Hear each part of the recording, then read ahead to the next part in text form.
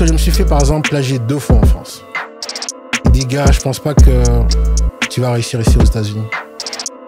Aujourd'hui, ma plus grande fierté, c'est de voir que Don Moja a son studio, de voir que Dolpha a son studio. Yes. Okay. Ils sont venus avec des armes, tu vois, les gens qui sont venus cacher de la weed. À un moment, la brigade Camille qui arrive, tu vois. Et en fait, moi, j'anticipe pas ça parce que, tu vois, je suis focalisé sur l'argent. Quand Chouin est sorti, moi, j'écoute la prod, je dis... Attends. Non, c'est pas possible qu'on ait eu la même idée. Bienvenue. Bonjour à tous. Bienvenue sur Big Manager. Alors, le Big Manager qu'on met en avant aujourd'hui, c'est un monument du rap belge. 20 ans de carrière, c'est plus une célébration. Azaya, a.k.a. Mr. Hot Track. On va parler de ses débuts, le métier d'ingé son, Africa is a vibe. On va parler de ses anecdotes, on va parler de plagiat. On va parler du business derrière, son nouveau projet d'école. Et n'oubliez pas de vous abonner. Merci à tous pour les commentaires. bigmanager.podcast sur tous les réseaux. Comme je dis toujours, Big Manager, c'est pour vous, par vous, ensemble. Azaya, bienvenue sur Big Manager. Merci à toi. Je suis très content de t'avoir parce que déjà tu es un monument dans le rap belge, dans la musique belge en général. Et comme on en parlait, 20 ans de carrière, c'est pas n'importe quoi. Ouais, c'est pas rien. Donc j'ai eu du mal à réaliser quand même 20 ans. Je pense que ça doit se fêter. Je pense que 20 ans, il y a des gens qui... Tu sais, déjà avoir une carrière, c'est compliqué. Ouais. Quand tu traverses le temps, et moi, le but de l'épisode, c'est qu'à la fin, les gens comprennent en fait pourquoi 20 ans, c'est important, pourquoi ça doit se célébrer. Et, de toute façon, on va voir toute ton histoire, les époques que tu as traversées, les artistes que tu as rencontrés, pour qu'à la fin de l'épisode, tout le monde dans les commentaires demande la date, le lieu. Et avant la fin d'année, voilà, 2005-2025, let's go. Du coup, raconte un peu, à quel moment tu t'es décidé de rentrer dans la musique? En fait, la musique est vraiment un accident, okay.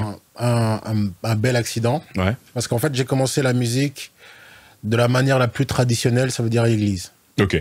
Donc moi, à la base, je suis un basketteur. Ok, ouais. Mon premier rêve, c'était...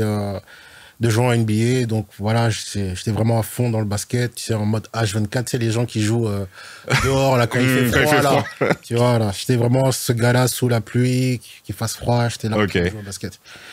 Et pour certaines raisons familiales, j'avais compris à un moment que le basket ne se fera pas, en fait. Ok. Et en fait, tout doucement, je commençais un peu à rentrer dans la musique via l'église. Ok. Parce que voilà, j'étais fasciné surtout par l'instrument, le piano. Okay. Je voulais apprendre le piano. Le piano, ouais. Et en fait, on avait la chance d'avoir un piano à la maison parce que mon cousin était électricien. Okay. Et il réparait l'électroménager des gens. Ah, ok, ouais. Et dans ce qu'il devait réparer, en fait, il y avait un clavier. Ok. Un grand clavier, tu vois. Et donc, dès qu'il l'a réparé, le gars l'a pas payé. Okay. Donc, on a gardé le piano. Okay. Et voilà comment j'ai commencé le piano, tout simplement. Ok, donc du coup, gospel. Ouais, gospel. Et comment est-ce que tu passes de la musique gospel on va dire, ce qu'on appelle la musique mondaine? Parce qu'au final, on sait qu'il y a beaucoup d'a priori, et genre, je pense que tu as participé à un projet gospel d'abord. Ouais. J'ai fait un projet gospel. Ouais. Et que je nie beaucoup. Que tu quoi? Que je nie beaucoup, tu vois. Du coup, comment est-ce que c'est perçu, le switch? Bon, comment c'est perçu? Bien sûr, bon, le milieu gospel, enfin le milieu chrétien, pas le milieu gospel, mais le milieu chrétien francophone est bien sûr fermé parce que voilà, il y a, au-delà de la musique, en fait, il y a des raisons spirituelles. Ok, ouais. Mais j'ai envie de dire, en fait, j'aime bien le dire, j'ai vraiment grandi musicalement comme un Quinry. Ok, ouais. Tu vois, quand tu regardes les Quinry, Whitney Houston, elle chantait à l'église, puis elle est sortie, elle a fait naturellement du R&B pour devenir...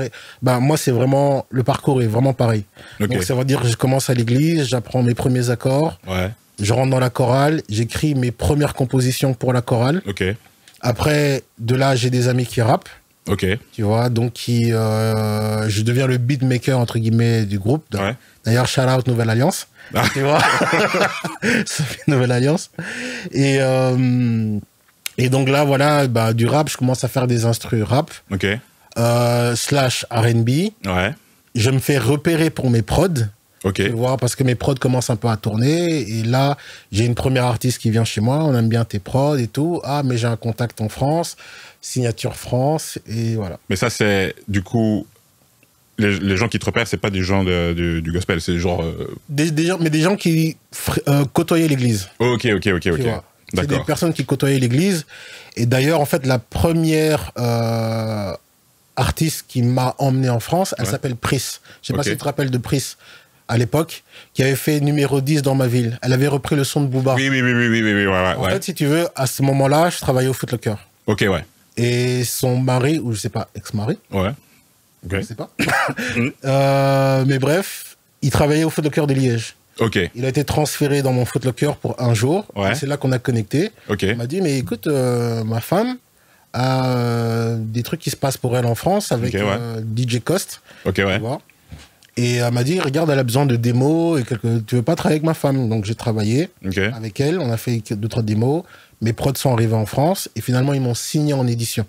Ok. Tu vois. Et c'est comme ça que ton parcours a commencé. C'est là que tu as commencé à placer.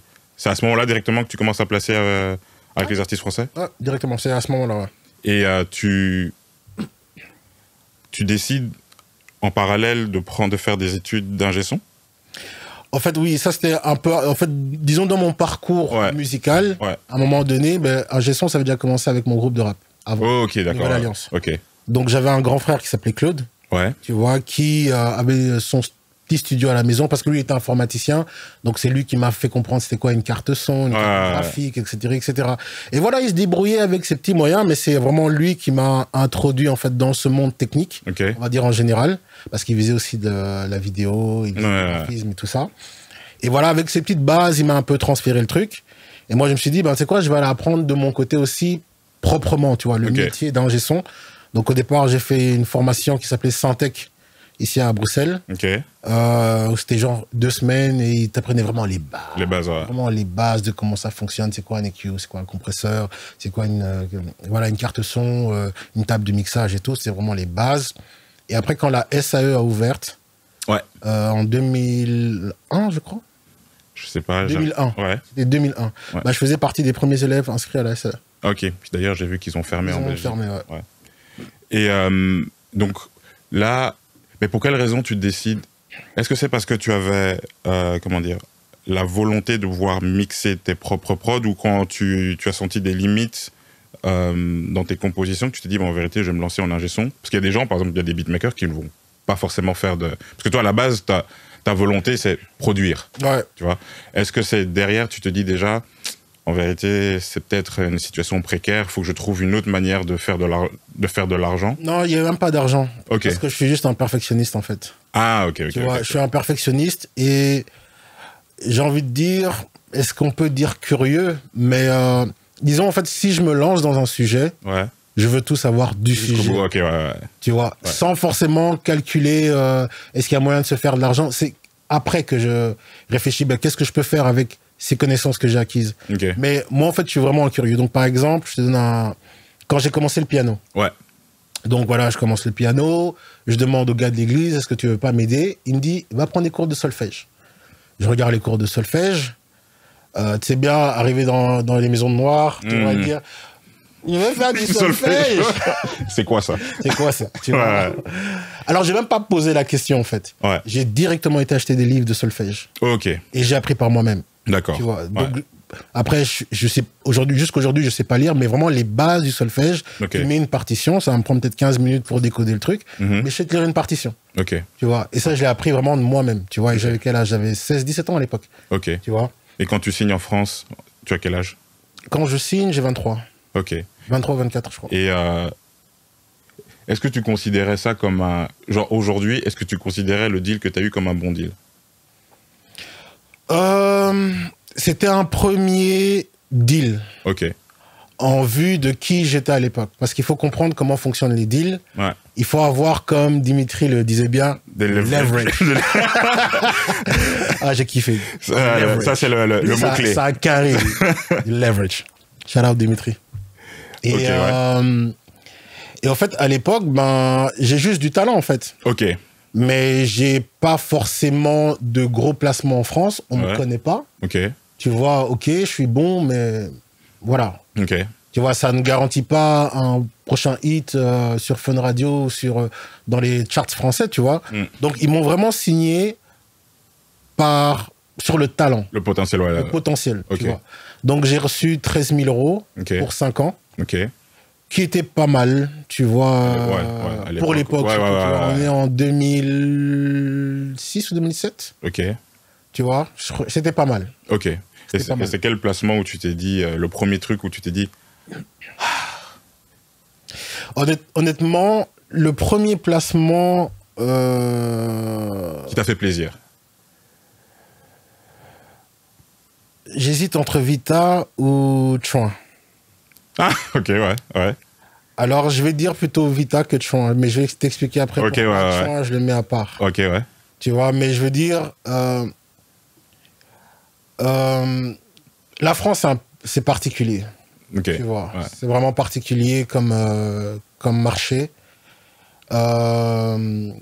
techniquement et humainement. Ok. Donc, je retiens en fait les placements où j'ai été bien traité. Ok, ouais, d'accord. Tu vois. Ouais.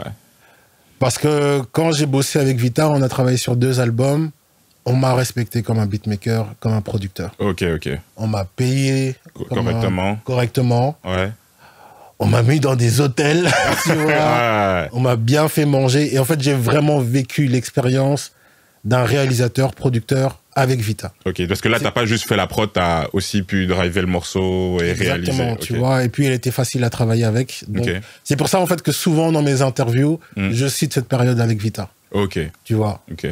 Donc, ma relation avec le label, avec la maison de disques, avec le producteur, avec l'éditeur, avec l'artiste, en fait, ça s'est vraiment bien passé. Donc, on va dire, Vita est une artiste qui on va dire, qui est sur un bon réseau. Okay.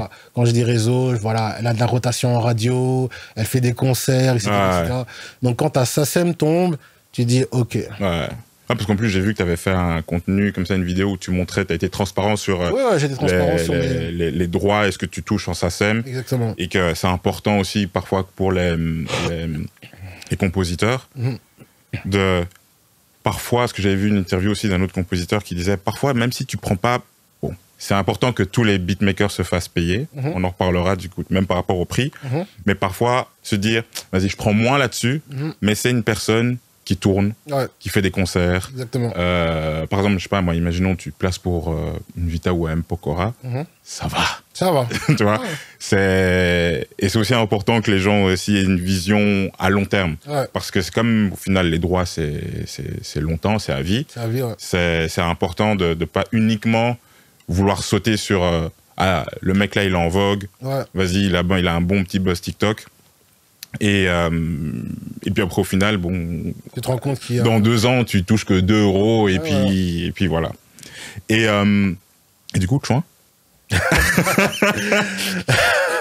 Tu veux rentrer dans le vif du sujet? On y va. Ah là là. Bon, comme je disais, la France est c'est vraiment particulier, surtout quand tu viens en tant que Belge. Tu vois. Et ce qu'il faut savoir, en fait, c'est que... Et je le disais justement dans une de mes petites capsules que je fais sur mon Instagram, que quand tu rentres déjà dans ce game, il est important de comprendre que tu es un entrepreneur et que tu viens faire du business. Avant de se dire, c'est quoi la musique, j'aime bien, tel artiste, j'aime bien, et puis tu te rends compte en fait que t'es pas super bien payé. Parce que, voilà, l'attitude surtout des beatmakers, c'est que quand ils approchent l'artiste, ils l'approchent d'abord en tant que fan. De sa musique. Alors que non, je viens t'offrir un service qui est payant. Et voilà, tu vois, et en plus, j'aime bien ta musique, c'est un plus. Mais on est là pour faire des affaires, en fait. Pour faire un business. Maintenant, ce qui se passe, c'est qu'en tant que beatmaker belge, ce qui se passe, c'est qu'on envoie souvent pas mal de prod par email ou par DM. Ah, regarde mes prods, etc. Quand je dis en fait que la France, et franchement, je vais tirer dans le tas, la France est un pays particulier parce qu'il y a énormément de plagiat. Ouais. Il y a énormément de plagiat, il y a énormément de manque d'honnêteté. Parce que je me suis fait, par exemple, plagier 2 fois en France. Ok. 2 fois. En tout cas, il y a 2 sons hyper connus. Et la première fois, en fait, que ça m'est arrivé, c'est qu'on avait reproduit une de mes prods et c'était Cœur de guerrier. Cœur de guerrier, c'était même pas buzzé. C'était Youssoupha, Corneille et Big Ali. Ok. C'est Big Ali qui s'appelle le Fatman Club français. Oui, Big Ali, ouais. Et en fait, je tombe des nues, j'entends le son, tu vois, on me l'envoie le lien, on me dit, mais c'est ta prod et tout. Et tu vois, le pire, c'est que à l'époque, moi, donc, comme j'avais, parenthèse, mes premiers placements, j'essayais de les faire au State. Ok, ouais. Et tu vois, au State, en fait, quand tu fais des prods et que tu vas voir les maisons de disques, tu viens avec déjà des top lines sur le refrain. Ok, ouais. Et en fait, dans Cœur de guerrier, ils avaient tout repris. Et la prod et la top line du refrain. Donc, c'était flagrant, en fait. Ouais. C'était flagrant, donc... On va le voir, les gars ont dit, mais ah oui, mais tac, on te retrouvait pas, donc on a refait de l'autre côté. Je dis, mais comment ça, vous me retrouviez pas? Tu vois, bref, on s'est arrangé, tu vois, ok. La deuxième prod, c'était Chouin. Ok. Tu vois. Ouais. Et le truc, en fait, c'est que la prod originale, parce qu'elle était tellement lunaire, je l'avais envoyé à mon éditeur, qui lui l'a envoyé à un gars, qui l'a fait tourner en fait dans tout Paris. Ok. Parce qu'il faut comprendre, Chouin est sorti en quelle année? 2018? Ouais, c'est possible, ouais. La prod, je l'ai fait en 2016. Ok, ouais. La prod originale. Ouais. Tu vois, j'ai fait en 2016. Et même pour la petite histoire, là, on va aller rentrer vraiment dans les anecdotes. À la base, je l'avais fait pour Gradure. Ok. Et il n'a jamais entendu cette prod. Lui-même l'a jamais entendu. Ok. Mais à la base, mon éditeur m'appelle, shout out to Benjamin Ifra. Ok. Il m'appelle, il me dit, ouais, voilà, il me faut des prods pour Gradure. Et tu vas même comprendre, en fait, la prod, comment elle est structurée. Rappelle-toi Gradure à l'époque. C'était vraiment celui qui faisait de la trappe, tu vois, mais il avait ce côté afro. Ouais. Okay. Et à l'époque, moi, j'étais fan de ce que MHD faisait. J'étais vraiment fan de ce que MHD faisait et je trouvais que c'était du génie. Mais j'avais un problème avec le nom Afro-Trap. Ouais. Tu vois? Je dis, ouais, mais juste musicalement, ce n'est pas de l'Afro-Trap. Ouais. Et en fait, quand je pensais à Gradure, je trouvais que le mot Afro-Trap lui allait mieux. Oui. C'est pour ça que quand tu regardes Chouin, la prod commence de l'Afro et va vers la Trap. Ouais. Et je trouvais que ça allait mieux à Gradure. Ouais. Je fais la prod. Et moi, à ce moment-là, mon studio, il tournait trop bien. Je fais dormir la prod. Benjamin qui m'appelle, t'as les prods pour Gradure? Je dis, ouais, je l'ai, mais il faut que je finisse. Moi, je suis là, je fais des sous avec mes clients et tout. Je dis, oh, encore les Français, tu vois, et puis je vais pas être bien traité, je vais pas être bien payé. Alors moi, je fais dormir, je fais plus d'argent avec mon studio que avec les prods à ce moment-là. Finalement, j'écoute cette prod, je sais pas si tu te rappelles, j'avais fait un doublon pour Mike Sabre. Oui. J'avais fait un doublon de cette prod pour Mike Sabre. Et Mike Sabre était là, ah ouais, ça tue, je vais sortir, je vais tout tuer avec cette prod-là. Et finalement, lui-même, je sais pas ce qu'il a fait avec cette prod, il a fait traîner. Je fais écouter la prod à John Scrippy. John Scrippy, il veut sauter dessus, il me dit non, donne. Puis je dis non, la prod, elle a un vrai potentiel. Il faut que je la finisse et que je l'envoie en France. J'appelle Dolpha. Dolpha, s'il te plaît, finis-moi cette prod. Ouais. Dolpha, avec son génie, il amène la prod à un certain level. Ouais. Bam, il a fait écouter à son entourage. Damso qui m'appelle de nulle part. J'ai jamais parlé avec Damso. Ouais. Ah, Dolpha m'a fait écouter la prod et tout. S'il te plaît, garde-la moi, je dois faire un truc avec Fallip ou pas. En fait, lui, les choses commençaient déjà pour lui. Mais moi, j'étais pas trop au courant parce que pour moi, Damso, Dolpha, c'était leur business. Oui. Moi, je conseillais juste Dolpha sur comment gérer les choses, mais voilà, c'était leur popote. Et puis, j'avais compris en fait que Dolpha, il faisait écouter la prod dans son entourage et tout. Je dis, oh, ok, la prod commence à trop tourner. Ouais. C'est quoi? Je l'envoie en France. On l'envoie en France, j'envoie à Ben qui la donne à ses gars. Allez, la prod se finit dans tous les emails. Ok. Dis-toi, en fait, de ce que je sais, c'est que 5 producteurs ont refait la prod. 5 il y a eu 5 reprod. Reprod de truc. Ok. Tu vois. Et en fait, pour la petite histoire, je vais pas trop cramer les noms. Ouais. Mais un des producteurs, en fait, qui avait refait la prod, l'avait passé à Caris. Ok. Et en fait, la prod, le morceau de Chouin original a été enregistré sur cette prod-là. Ok. Maintenant, de ce que j'ai compris, c'est que Caris et l'équipe de Caris et le gars se sont biffés à un moment. Ok. Et c'est comme ça qu'elle a été refaite par Double X. Ok. Tu vois. Maintenant, en fait, Double X, quand ils ont refait la prod, ils ont changé certaines choses qui fait que techniquement, en fait, sur les, comment tu parles de plagiat, tu peux pas vraiment les attaquer. Ok, ouais. Mais quand Chouin est sorti, moi j'écoute la prod, je dis, mais attends. Non, c'est pas possible qu'on ait eu la même idée, en fait. Ouais. Tu vois. Dolpha qui m'appelle, il me dit, Azaya, ils nous ont plagié. Et je lui dis, en tout cas, je sais que la prod a tourné, et je sais qu'ils ont sûrement dû l'entendre, mais là, comme elle est là, ils sont pas attaquables, en fait, parce qu'ils ont changé assez de trucs, parce tu peux pas attaquer sur le rythme. Ok. Tu peux attaquer que sur la mélodie. Ok, et là, ils avaient changé assez de trucs dans la mélodie pour que ce soit pas attaquable, en fait. D'accord. Et moi, tu sais, je regarde le truc, et Dolpha, il est furax, c'est jeune producteur, c'est normal, il a travaillé sur le truc. Il est furax, il dit, Azaya, on doit faire quelque chose. Moi, je dis, écoute, laisse-moi réfléchir. Bam, à un moment donné. Et moi, je suivais déjà Double X sur Instagram à l'époque. Ok, ouais. Mais je les suivais parce que j'aimais bien ce qu'il faisait. Ouais. Tu vois, je trouvais que j'aimais bien le concept et tout. Et à un moment donné, il y a One Shot. Tu te souviens One Shot Ouais. Cette grande Donc, légende. moi et lui, on suivait Double X. Ouais. Tu vois. Et One Shot met un post sur un commentaire de Chouin, tu vois, voilà. Et dit non, prod incroyable, etc. Et c'est moi avec la haine, je réponds, c'est quand même marrant qu'elle ressemble vachement à tel son, tu vois. Ouais. Parce que finalement, notre son, sur notre prod était sorti. Ok. Tu vois, sur un autre projet, mais bien après. Ok, mais quel artiste? Tenny. Et le morceau s'appelait Viens danser. Ok.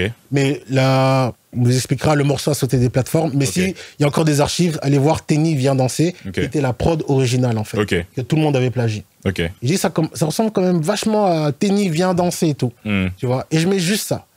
Moi, je me dis, Furax, il va répondre. Ouais. Aucune réponse. Aucune réponse. Le Double X, là, tu parles. Double X. Ok, réponse, tu vois. Le lendemain, sur Facebook, Sacha qui m'envoie un message. Ah, le fameux Sacha, ouais. Blue Sky, il m'envoie un message. Azaya, c'est pas toi qui as produit Tenny Viens danser et tout, tu vois. Parce qu'en fait, lui, il s'était rendu compte que la prod qu'ils avaient refaite ressemblait à Tenny Viens danser. Mais ils l'ont pas copié de Tenny Viens danser. Ils l'ont copié de quelqu'un d'autre. Ok. Alors, comment il dit, mais comment ça se fait qu'on a copié une prod qui ressemble exactement à une autre prod? Et donc, en fait, ils ont tous compris que l'original que tout le monde avait copié, c'était nous. Et c'est comme ça qu'on a gagné le procès, entre guillemets, l'arrangement. Parce qu'en fait, la chance qu'on a eue, c'est que le gars qui nous a plagié nous a recopié à l'identique. Ah oui, ok, c'est pas foulé. Il s'est vraiment pas foulé. Tu vois. Et le truc, en fait, c'est que comme Dolpha, il est trop technique, il y a des choses que Dolpha fait qu'il n'y a que Dolpha. Il y a que Dolpha. Ouais. Et en fait, tu vois, tu dis, ah ouais, ils ont essayé, ils ont raté. Mais en fait... Il y avait l'intention, quoi. L'énergie de la prod était là, tu vois. Si tu comprenais le concept, voilà, tu comprenais qu'il fallait passer de l'afro à la trappe, tu vois. Mais entre guillemets, c'est nous qui avons lancé ce mouvement-là, en fait. Tu vois. Et finalement, ça a été 3 ans de galère. 3 ans. Et quand vous arrangez, est-ce qu'il y a une compensation financière sur ce qui a été généré avant? Il y a eu un arrangement qui n'a pas été réellement tenu, mais voilà. Ouais, mais il y a eu une compensation financière. Et plus, il y avait d'autres trucs qui devaient être faits qui n'ont jamais été faits, mais allez. Ah, ok. Bon, au moins, c'est reconnu. Ouais. Mais du coup, les crédits, c'est Dolpha, toi, donc Double X. On est 15. Ok. On est 15. En gros, on a 5% sur le morceau. Ok. Tu vois. Et en fait, tu vois, parce que tu vois, quand je bosse avec quelqu'un, j'aime bien qu'il soit rémunéré, tu vois. Ok, ouais. J'ai donné Dolpha une plus grande part que moi sur Chouin. Ok, ouais. Tu vois, légèrement, si on parle en milli, tu vois, mais il a un pourcentage en plus. Et j'ai tenu à ce qu'il ait un pourcentage en plus pour la compensation, tu vois. Ouais. Donc moi, je crois 5,25, lui à 5,75. Ok. Ah, ok. Mais les 5, 25 là. Bien, hein. Ah, parce que c'est pas n'importe quoi, tu vois. Ah. Mais, du coup, quelle entrée en matière. Mais, donc toi, on revient un peu en arrière. Indie Studio, c'est le studio que tu crées, genre en tant qu'ingé son. Ouais. C'est ça. Et là, ta volonté, c'est juste te faire découvrir des artistes ou parce que c'est quoi l'idée derrière, le concept de base? Alors, le concept de base, c'est que je reviens des États-Unis avec la compréhension ou la déception de comprendre en fait que rentrer dans le game américain était compliqué en tant que beatmaker. Ok. Tu vois. C'était quoi? Qu'est-ce qui était compliqué? Parce que c'est une mafia en fait. Ouais. Tu vois. Là où il y a beaucoup d'argent, faut savoir que rentrer, passer les portes, tu vois, de certains labels, de certains artistes, c'est ultra compliqué. Ok. Tu vois. Ou un long chemin. Ok, ouais. Et en fait, il faut savoir que, pardon, je commence la production et il faut comprendre le contexte bruxellois à l'époque. C'est pas sexy de produire à Bruxelles. Et c'était pas sexy de produire en France non plus, en fait. Tu vois. On dit toujours que les Belges sont un peu plus quinri dans notre approche du beatmaking et la vision de la musique. On le voit très bien avec Hamza, avec Damso, tu vois.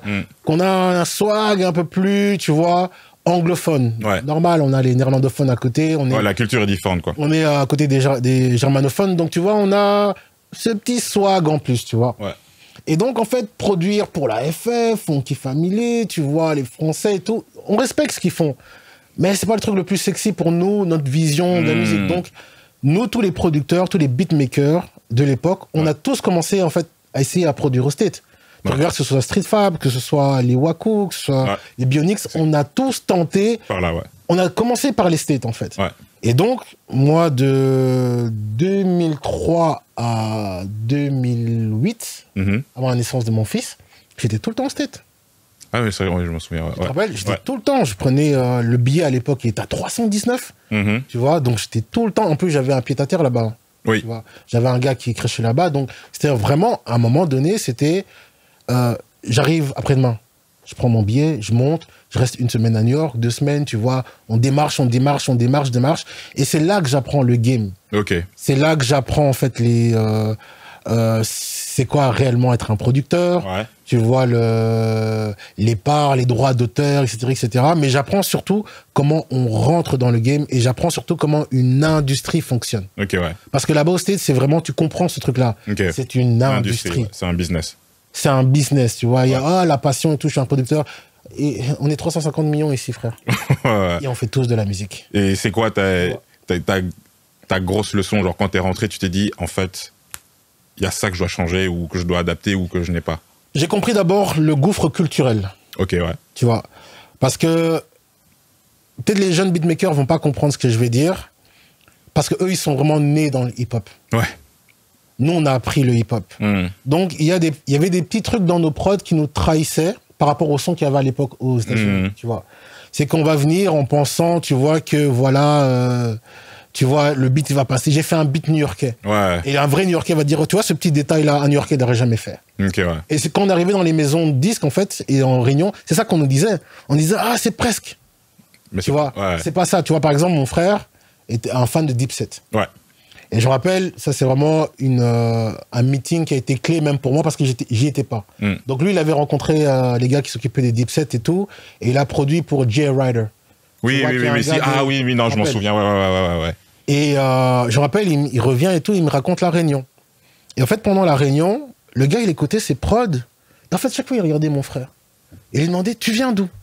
Et puis il dit, ouais, mais je viens de Bruxelles et tout. Il dit, ah, ok.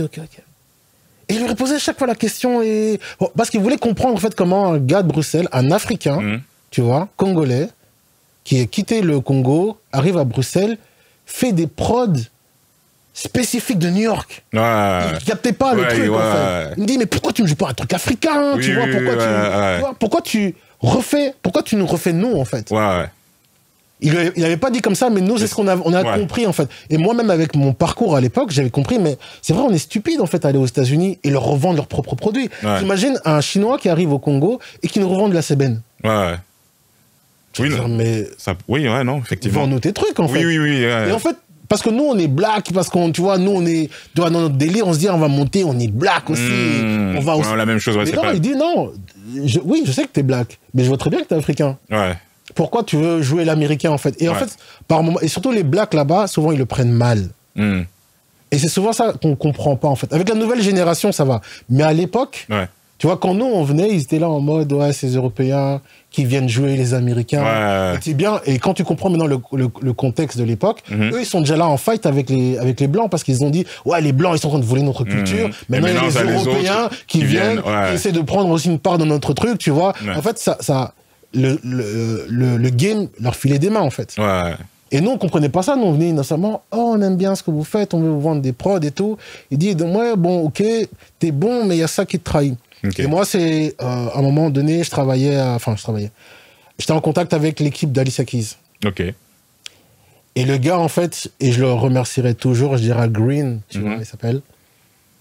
À un moment, on est en studio et on est en train d'écouter parce qu'on est plusieurs beatmakers. Donc, il y a son gars, il y a moi, et il y a 2 autres beatmakers on essaie de... En fait, on passait en stage chez lui pour voir si on était digne de travailler avec Alicia Keys. Tu vois. Et en fait, ils avaient un artiste qui s'appelle Jermaine, tu vois, qui est un des choristes d'Alicia Keys, et ils étaient en train de travailler sur lui, en fait. Et donc, en prouvant qu'on savait faire un hit pour lui, ils allaient nous fait monter d'un étage. Et donc, on est 3 entités de producteurs, chacun joue ses prods, et à un moment, tu vois, il est là, en fait, tu vois, il est vraiment, donc ça c'est, imagine, donc moi je suis dos, tu vois. Il écoute mes prods, et à un moment il me dit, mais vraiment en anglais, tu vois, il dit, gars, je pense pas que tu vas réussir ici aux États-Unis. Et tu vois, et moi je suis en mode, est-ce que je comprends bien, tu vois, tu vois, est-ce que, tu sais, parce que nous, en tant qu'Européens, tu sais, on a du tact, comme mais là, vraiment, le New-Yorkais, tu vois, il dit, je pense pas que tu vas percer ici aux États-Unis. Il dit, tes mélodies sont bien, but your drums are whack. Tes drums sont whack, tu vois. Et moi, ça me traumatise, tu vois, et tu vois, les deux autres, ils me regardent en mode, il dit, non, tes drums sont trop whack. Franchement, mélodie, ça va, tu vois.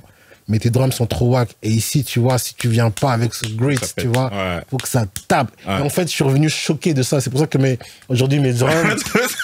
frère, je compense, tu vas m'entendre. Mais en fait, ça a été la meilleure leçon. Et en fait, c'est là que j'ai compris, en fait, que la musique est avant tout culturelle. Tu vois, c'est une perception des choses. On ne pourra jamais être plus américain que les Américains. Il y a des détails, en fait, dans les prods qu'on ne comprendra jamais. C'est pour ça que souvent, les beatmakers, quand ils veulent percer au States, je leur dis, le meilleur truc que tu peux faire, c'est prendre tes bagages et aller là-bas. Et aller vivre là-bas, Mais n'essaye pas de faire l'américain d'ici. Il y a toujours des détails qui vont t'échapper, en fait. Tu vois. Nous, par exemple, quand tu regardes par rapport à la France, on est à côté de la France. Tu vois. Même si, on va dire, il y a un nouveau délire à Paris, il suffit de 3 heures pour qu'il arrive à Bruxelles. Tu vois ce que je veux dire? Marseille, c'est un peu plus loin, tu vois. Mais j'ai envie de dire, il faut être proche de la culture pour avoir un impact sur la culture. Faut vivre dedans, faut t'imprégner. Il faut être dedans, tu vois. Et le fait, moi, de faire des allers-retours, c'était pas bénéfique. Donc, quand je reviens à Indie Studio, je comprends, en fait, que ma carrière au States est over tant que je ne suis pas là-bas. Donc, je me dis, je dois compenser. Et c'est là, en fait, que je me dis, OK, comment est-ce que je gagne de l'argent à Bruxelles? C'était ça la première question. Et pas, je vais faire un studio pour les artistes. Ma première question, c'est comment est-ce que je vis de la musique en Belgique. Et en faisant tout ce petit parcours-là, parce que, pour la petite histoire, après ma déception de vouloir devenir basketteur, j'ai fait de l'économie. Tu vois. Donc, on va dire, mon parcours scolaire, c'est que j'ai fait de l'économie. Et en fait, je voulais faire Solvay. Tu vois. Et j'étais trop nul en maths. Donc, j'avais compris que Solvay, c'était mort, tu vois. Je fais des études de marketing. Je travaille au Foot Locker. Et en fait, si tu veux, ce parcours-là était parfait pour moi. Parce qu'au Foot Locker, j'ai appris à comment gérer une entreprise. Mais vraiment, comment gérer... Foot Locker, pour moi, c'est mon université. Tu vois. Parce que, pas quand t'es vendeur. Faut monter assistant manager. Quand tu montes assistant manager ou manager, là, tu apprécies. Tu commences à comprendre. Parce que tu apprends vraiment comment la philosophie de l'entreprise. Tu vois, tu apprends vraiment la philosophie de l'entreprise Et ça, pour moi, il y a deux entreprises. Bon, je vais pas faire d'appui pour les autres entreprises, mais il y a deux entreprises en Belgique qui le font super bien. C'est Footlocker et Vandenborg. Ok, ouais. Tu vois, que quand tu passes à un certain stade, tu apprends vraiment des trucs, tu vois, qui peuvent te servir si toi, tu veux devenir entrepreneur. Ouais. Et donc, je sors du Footlocker et j'ai tout ce bagage, j'ai le marketing, je suis ingé son, je suis beatmaker. Il y a le truc avec Prise qui se passe en même temps. Ok, ouais. Et donc, je me dis, OK, comment est-ce que j'organise tout ça pour qu'à la fin du mois, j'ai 1500 €. Ok. Pourquoi 1500 €? Parce que c'était mon dernier salaire au Footlocker. Ok, donc ça, c'est ton barème. Tu dis, voilà, pour avoir maintenir la même vie que j'ai. Exactement. 1500. C'est en quelle année, ça? 2003. C'était bien à l'époque. Ouais, non, ouais. Et les gens ne se rendent pas compte, 2 appartements à l'époque, c'était 550. Ouais. Tu vois, c'était 550. Dans quelle époque on vit? Frère. Aujourd'hui, à 550, t'as même pas une chambre en coloc. T'as une chambre, frère. T'as même pas une chambre en coloc. Mais, et en fait, j'avais ce barème de 1500 €. Je me disais, mon dernier salaire, je dois le compenser. Ok. Et c'est comme ça que je commence à réfléchir. Et je me dis, tu sais quoi, d'un côté, je vais faire du beatmaking en France, ça tombait bien via Pris, tu vois. Et de l'autre côté, pour avoir un truc plus régulier, je vais ouvrir un studio et enregistrer des artistes à bas prix. Ouais. Pour, voilà, tu vois. Et la combinaison des deux allait faire que... Et ça m'a pris 3 ans. 3 ans. Ouais. Pour arriver à ces 1500 € régulièrement.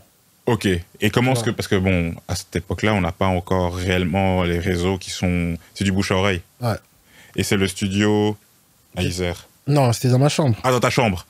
Mais t'étais venu dans ma chambre. Oui. On s'est venu dans ma chambre. Tu vois. La première fois qu'ils ont ramené, c'était dans ma chambre.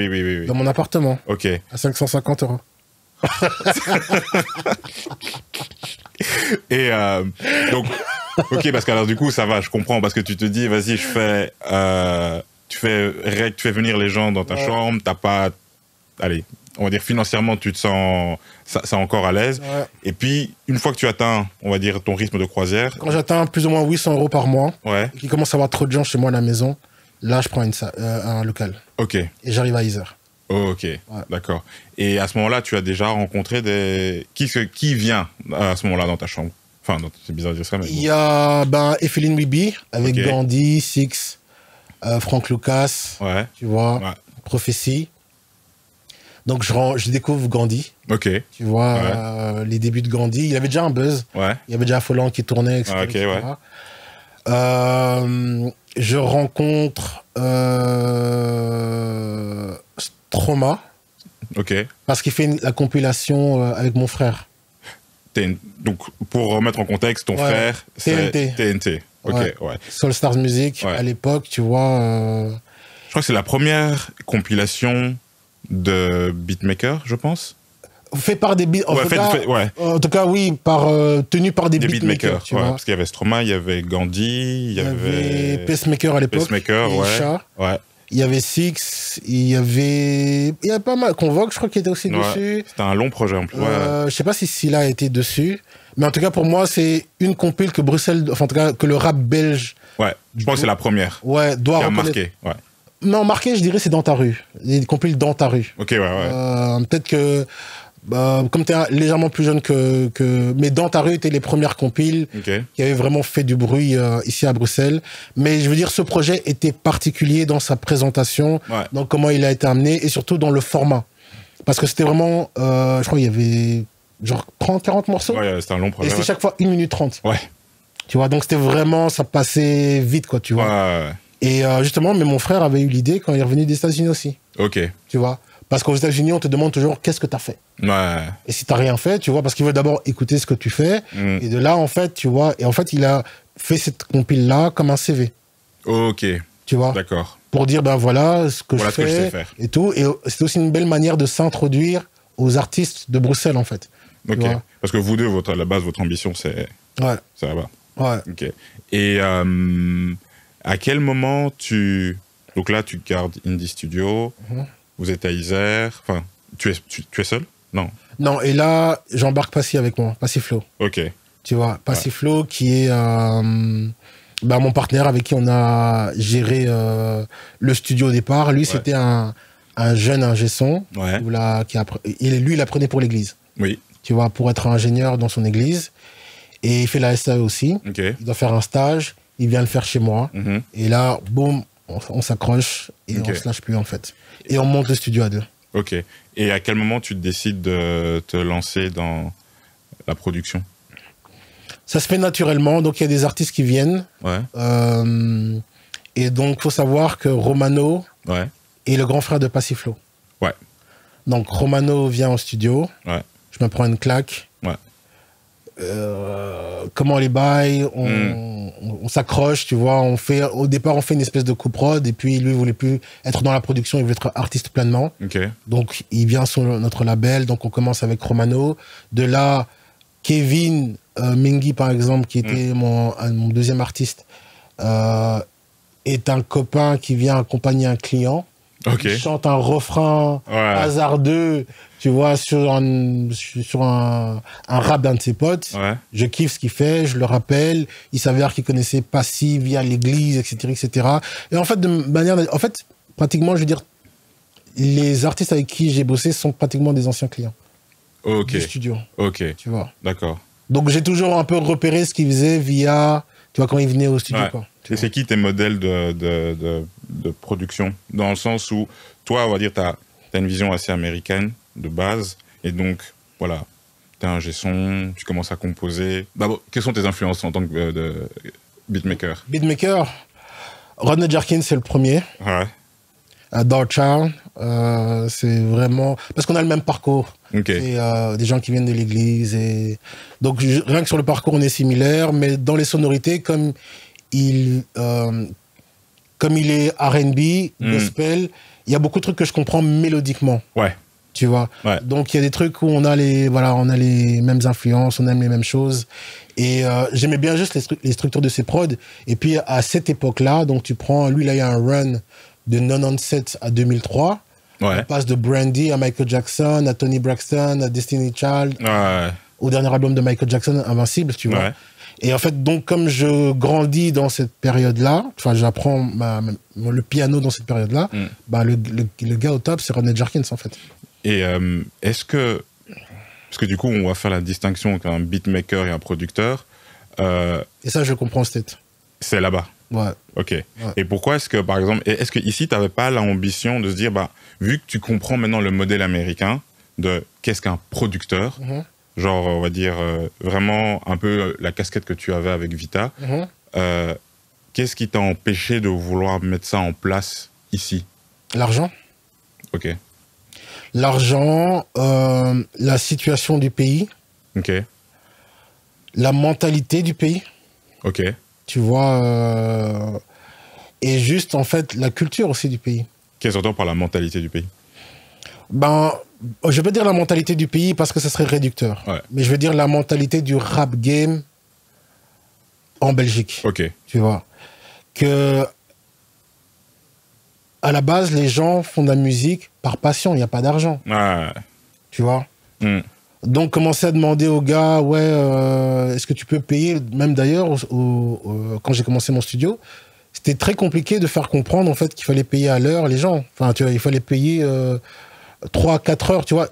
Les gens ont dû apprendre parce qu'ils avaient l'habitude d'aller enregistrer gratuit chez un pote. Ah, ok, ouais. C'était vraiment ça, la mentalité de Bruxelles, en fait. Ouais. Parce qu'il faut comprendre, et c'est pour ça que souvent, quand on parle d'Azaya, Azaya OG, lui, vraiment, c'est lui la base des petits studios ici à Bruxelles. Les gens comprennent pas, en fait, ce que ça implique réellement. Okay. C'est que j'ai dû batailler pendant des années, parce qu'il y avait déjà des studios qui faisaient payer. C'est pas ça. Les studios existaient. J'ai pas inventé le studio. Ouais. Mais dans le milieu urbain, c'était particulier parce que les gens, c'était un pote qui avait un studio, et donc si tu avais la chance d'avoir un pote pour enregistrer chez lui, t'enregistrais. Okay, ouais. Mais il n'y avait pas vraiment de studio commercial où tu pouvais aller de manière, j'ai mon argent, je viens.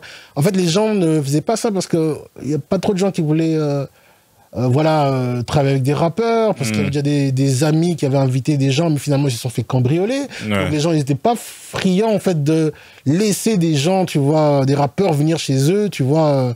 Et en fait, j'ai pas été le premier, c'est faux. Il y a d'abord eu Semsem, tu vois. Mais on va dire qu'il a vraiment ouvert ses portes de manière vraiment, ouverte à tout le monde. Je suis le premier. Okay. Et c'est pour ça que tout le monde venait chez moi. Ouais. Et la deuxième chose, c'est que j'étais pas mauvais comme ingé son à l'époque. Donc le rapport qualité-prix était pas mal. Il était pas mal, bouche à oreille. Il y a un gars là, XL Azaya, il a un appartement et tout. Il fait du bon travail. Et en fait, je faisais pas de pub, il y avait pas de réseau. Il y avait pas de truc. Et en fait, ma maison était très, très, très vite remplie, en fait. Tu vois, au point où, t'imagines, à la maison, j'avais mes clients et Passy avait ses clients. Chez moi, à la maison. Ah oui, ok. Tu vois, tu vois. Donc, déjà, en fait, on était deux dans ma chambre et il avait ses gars et... Oups, pardon. Et j'avais mes gars. Ok. Tu vois. Et donc, du coup, on passe à une autre salle et on grandit. Mais tu vois, c'était vraiment cette mentalité business. Pour revenir à ta question, dans le sens où, quand je te parle de mentalité, c'est qu'il fallait d'abord enseigner, en même temps qu'on travaillait la musique, il fallait aussi enseigner le business aux artistes. Ok. Et ça a été compliqué de faire les deux en même temps. Tu vois. Aujourd'hui, tu penses que les artistes belges comprennent mieux le business? Ou en tout cas une meilleure compréhension du business? Ils ont une meilleure compréhension, c'est sûr. Ok. Et avec toutes les informations qu'on peut avoir sur le net, je pense qu'ils ont un aperçu. Parce que tu peux entendre et il y a aussi comprendre. Ok, Donc j'entends ce que tu dis, mais pour moi, tu comprends dans la pratique des choses. Et pour moi, les artistes n'ont pas encore été dans certaines situations pour réellement comprendre les implications d'une certaine notion, par exemple. Mais tu vois. Mais tu penses pas que c'est aussi par manque d'industrie en Belgique? Parce qu'au final, il y a une industrie en France, je pense. Enfin, les Pays-Bas, l'Allemagne, en fait, tous, sauf la Belgique, francophone, on va dire. Parce qu'encore, les néerlandophones sont liés avec les Pays-Bas. Mais ils ont quand même, on va dire, cette réflexion, en tout cas, un peu business et industrie. Et comment est-ce que tu peux... parce que ça fait 20 ans que tu es là au final. Comment est-ce que tu peux expliquer qu'il y a encore ce grand problème de l'industrie en Belgique, selon toi? Tu me demandes de tirer sur des gens. sans dire de... Mais je veux dire, tu vois, par exemple, parce qu'on a quand même, on va dire, on commence à avoir, on va dire, un roster de personnalités compétentes dans différents domaines. Pourquoi est-ce que, par exemple, enfin, selon toi, en fait, quelle serait une des... Je suis en train de réfléchir la manière la plus diplomatique de dire c'est... En fait, regarde.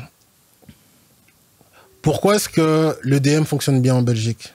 Pourquoi est-ce qu'il y a Tomorrowland, tu vois, en Belgique? Pourquoi est-ce que eux, ça fonctionne? On va dire, là, le premier truc, c'est que c'est culturel. Tu vois. Je veux dire, si je dois prendre... Attention, j'ai pas envie de tomber dans des cancels et dans des polémiques. Mais on va dire, je vais prendre... Comprenez-moi bien, je vais prendre un Belge, un blanc. De pure souche. Qui grandit ici. C'est quoi sa culture? Ben, il va grandir, tu vois, les musiques de sa culture sont peut-être... Il y a une petite influence rock, tu vois, qui vient de UK. Mais en vrai, c'est le DM. Tu vois. La musique électronique et tout ça. C'est sa première musique, peut-être qu'il va écouter à la maison ou avec de la musique française. Donc, il va grandir avec cet élément-là. Il va arriver à l'école, il va rencontrer un Italien, un Arabe et un Congolais. Il va être ouvert à d'autres cultures musicales, tu vois.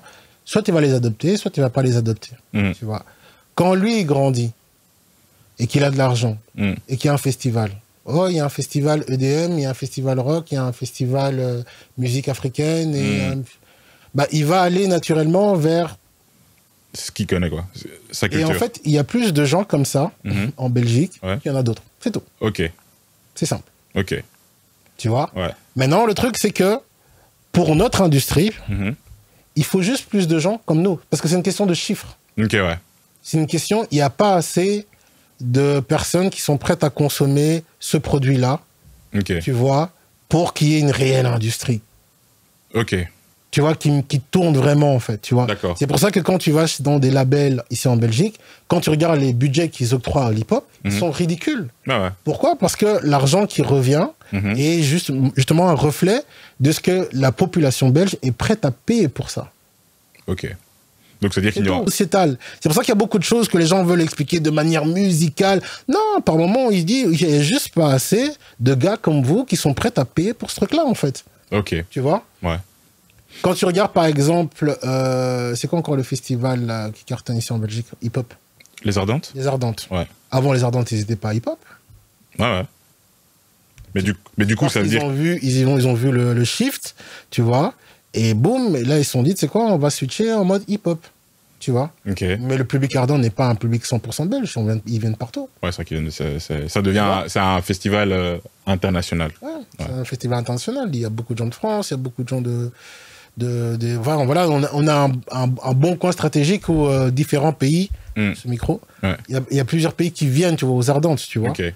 Mais si c'était par exemple 100% belge, là on se dirait, ok, bah, là il y a 80 000, 100 000 personnes qui sont là pour acheter du hip-hop, donc produisez des albums. Ouais. Mais c'est pas le cas. Et ça, c'est ce que tu as compris en produisant Kevin Minguet et Romano? C'est ce que j'ai compris déjà en revenant des States. Ok, ouais. Tu vois. Et c'est ce que j'ai compris en produisant effectivement mes artistes. Ouais. Et c'est pour ça qu'on les pitchait en France dès le départ. Ok. Tu vois. Ouais. On créait le buzz avec la Belgique et on les pitchait en France. Ok. Tu vois. Parce que là, en France, il y a beaucoup de gens, ou assez de gens, pour acheter ce genre de produit-là. Ok. Et là, à ce moment-là, tu continues à combiner la production et, entre guillemets, le taf alimentaire de studio. Ouais. Et si, par exemple, je te demande quelles sont les, on va dire, 3 ou 5 personnes que tu as vues passer dans ton studio et tu t'es dit, lui, là, il y a quelque chose. Sans forcément te dire, je vais bosser avec lui, parce qu'au final, toi, mais là où tu te dis, je sens qu'il y a un truc. Et pourquoi? Le plus évident était Shai. Shai, ok. Pourquoi? Le plus évident était... Attends, je vais d'abord essayer de repasser. Parce que pour moi, le plus évident était Shai. Les moins évidents, mais que je savais qu'il allait avoir un truc. Déjà, Romano, mon artiste. Okay. J'étais persuadé qu'il allait avoir un truc. Et déjà, même avant sa mort, il y avait déjà des trucs qui se passaient. Ouais. Parce qu'il y avait déjà des Français qui étaient venus pour lui. Ouais. Tu vois. Fresh. Ok. Je pensais juste qu'il faisait pas la bonne musique. Ok. Au moment où je travaillais avec lui. Ok. Je pensais juste que c'était pas la bonne musique, mais le personnage était déjà une star. Ok. Mais c'est quoi la musique qu'ils faisaient à l'époque?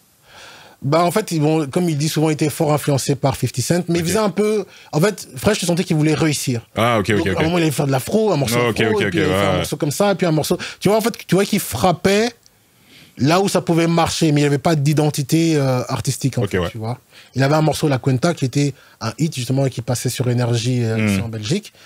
Mais tu bâtis pas une carrière sur un morceau comme La Cuenta. Ouais. Tu vois, ça c'est un morceau qui vient un peu plus tard dans ta carrière, quand tu es déjà bien installé, tu fais, tu sais quoi, je vais vous faire un délire, La Cuenta, tu vois. Mais lui, il commençait avec ça. J'avais compris qu'il y avait juste ce problème artistique, mais la personne était déjà une star, tu vois. Il vient avec ses frères, ils ont une dégaine, tout ça. Tu vois, déjà baraqué à l'époque, tu vois. Et tu sentais, ok, là, il y a une petite énergie, tu vois. Déjà, rien que le visuel, ça le faisait. Tu vois. Il y avait lui. Après... Stromae, j'ai compris qu'il était particulier.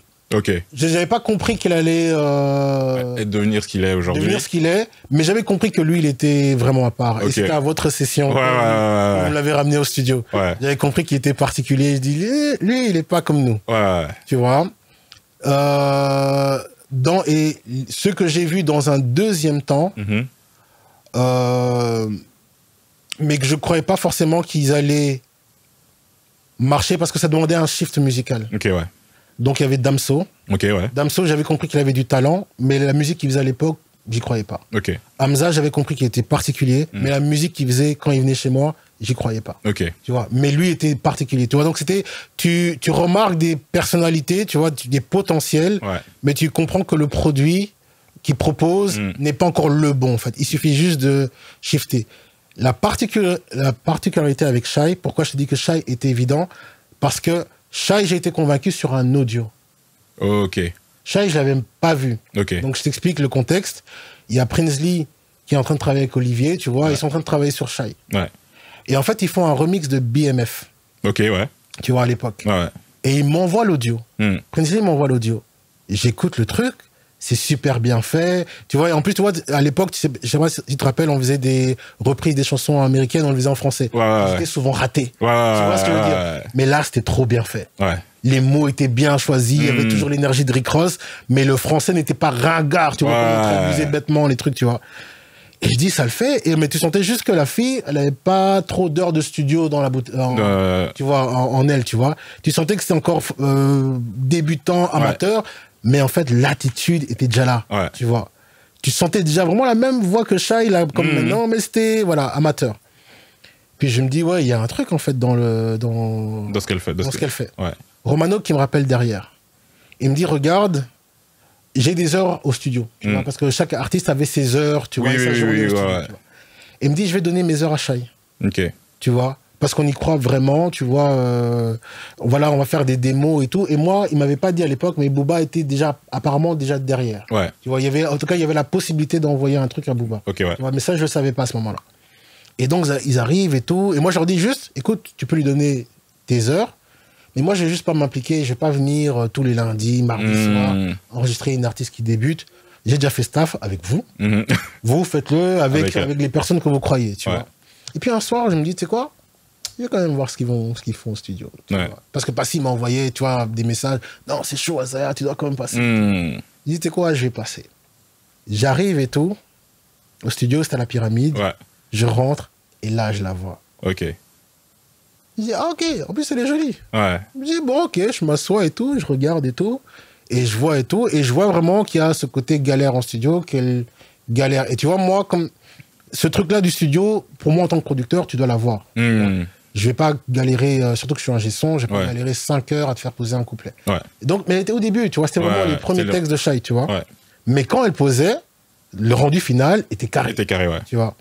Puis je me dis, bon, il y a peut-être ce problème-là de trucs à régler, mais encore, je veux pas m'insérer dans le business parce que c'est l'histoire de Prinsley, son frère Olivier, et Romano, et Gandhi aussi était, je crois, dans le truc. Je dis, écoute, gérez votre truc, vous avez besoin d'un conseil, moi je vous donne la force et tout. J'ai déjà aidé avec mon studio, tu vois, mais je veux pas m'impliquer. Et en fait, ce qui m'a convaincu, en fait, c'est après le studio, on a commencé à parler. Tu vois, juste, voilà, tu vois. Je parlais pas vraiment avec elle, mais voilà, conversation de trucs. Et j'entendais parler. Et là, j'ai vu une star. Tu vois, l'attitude, c'est vraiment rien à battre. Tu vois, elle dit des dingueries, tu vois. Et tu là, on dit, bon, on est quand même 4 mecs, 5 mecs, grands, balèzes et tout. Mais elle tient tête, elle tient tête, en fait, tu vois. Et je dis, ouais, ça, c'est une vraie star. C'est évident pour moi. Et après, bon, je sais pas ce qui s'est passé dans leur groupe, là, et tout. Il y a eu, je sais pas s'il y a eu bif ou embrouille, mais elle a recommencé à travailler avec Dolpha. Tu vois. Et là, c'était dans mon autre studio en ville, à De Broker. Et là, elle était vraiment aux commandes. Et là, en fait, elle m'a vraiment convaincu parce qu'elle m'a montré que c'était une petite chef d'entreprise, en fait. C'est vraiment une petite chef d'entreprise et qu'elle sait ce qu'elle veut et c'est ce que j'aime bien. Et c'est ce que je dis toujours aux artistes. C'est bien de savoir ce que vous voulez, mais il faut savoir surtout ce que vous voulez pas. Et elle était au courant de ce qu'elle voulait pas. Et ça, j'avais kiffé. Tu vois, c'est un truc que je kiffais vraiment chez elle. Et voilà, elle a fait son parcours et big up, franchement. Je suis fier d'elle. Et tu ne t'es jamais dit... parce qu'au final, tu aurais pu musicalement aussi matcher avec ce qu'elle fait Ou c'était trop pour toi? Il y a eu une discussion à un moment, mais je n'ai pas révélé pourquoi on a décidé de ne pas y aller. Mais il y a une possibilité, quoi. Il y a une possibilité, on en a parlé. Tu vois, c'était court, c'était juste un bref appel. Et ça ne pouvait pas se faire. Mais elle savait que voilà, je la soutenais. En tout cas, si elle se rappelle la conversation. Écoute, moi je te soutiens, c'est juste qu'on ne peut pas le faire à cause de ça. Tu vois. Et voilà, et je lui ai souhaité le best, tu vois. Et elle a compris, hein, de son côté, elle a compris, tu vois, et voilà. Et tiens, en parlant de personnages atypiques, tu fais partie d'une des rares personnes qui connaît le visage de Keukra.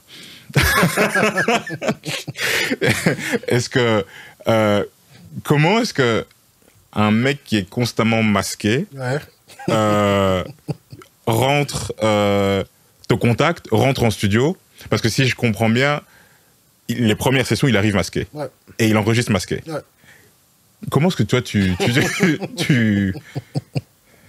tu vis... Honnêtement, bon, ça va être un tips pour les ingé sons et les beatmakers. Ouais.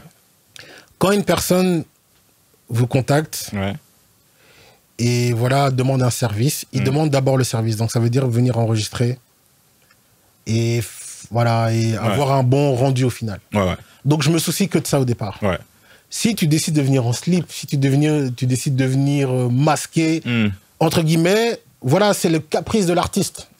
Tu vois, à ce moment-là, je pouvais dire, écoute, bon, ça va être compliqué d'enregistrer. Écoute, pour cette complication, je te demande 15 € en plus par heure parce que je dois mettre tel truc, tu vois. Oui, parce que du coup, le rendu vocal n'est pas le même. En fait, lui, là, pourquoi ça me matchait avec Kra? Parce que si tu te rappelles à Simonis, la cabine était séparée, c'était une pièce à part. Donc en fait, quand il allait dans la cabine, il pouvait totalement enlever son masque parce qu'il y avait personne qui rentrait dans ce truc. Et moi, j'étais dans une autre pièce. Donc même moi-même, je le voyais pas en fait. Donc en fait, il pouvait rentrer, fermer la porte à clé, enlever son masque, rapper, remettre son masque et re-rentrer. Donc en fait, dans cette configuration du studio, ça matchait pour lui. Tu vois, donc c'était une coïncidence qui tombait bien en fait. Parce que les pièces le permettaient, c'était vraiment 2 pièces séparées. Et après, bon voilà, ça a quand même duré 2 semaines, ce petit jeu-là. Ouais. Et à la fin, il enlève. Ok. Et parce que je sais que tu prépares. Mais tu sais quoi? Vas-y. J'ai kiffé qu'il ait fait ça. Pourquoi? Parce que je comprends pourquoi il protège la personne qui a sous le masque. C'est un vrai type. C'est un vrai type. C'est un vrai type. C'est vraiment un gars que je kiffe fort.